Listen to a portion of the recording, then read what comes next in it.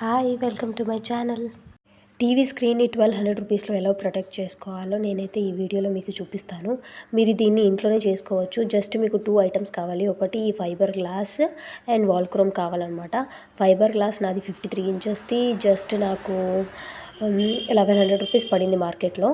ఇలా స్క్వేర్ షేప్లో కట్ చేపించి తీసుకొచ్చాను. ఇక్కడ చూపిస్తున్నట్టు చూడండి, వీడియోలో మీకు డీటెయిల్గా చెప్తాను. ఇలా ఒక వాల్ క్రోమ్ దొరుకుతుంది. వాల్ క్రోమ్ కూడా మనకు ఒక 50-100 రూపీస్ లోపల దొరికిపోతుంది. సో నేను అందుకే ఎస్టిమేషన్ 1200 అని చెప్పాను. దీన్ని మనం ఇంట్లోనే చేసుకోవచ్చు. ఇలా ఫైబర్ గ్లాస్ స్క్వేర్ షేప్లో, అంటే టీవీ ఎంత సైజు ఉందో ఆ సైజులో కట్ చేయించుకొని ఇలా 4 హోల్స్ పెట్టుకోవాలి. ఒకటి కింద, ఇంకొకటి పైన. సేమ్ ఎగ్జాక్ట్లీ కింద ఎక్కడ పెడతామో పైన కూడా అలానే పెట్టుకోవాలి.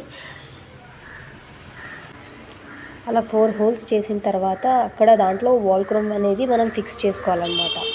వాల్ క్రోమ్ ఫిక్స్ చేసుకుని టీవీకి మనం ఈజీగా అటాచ్ చేసుకోవచ్చు.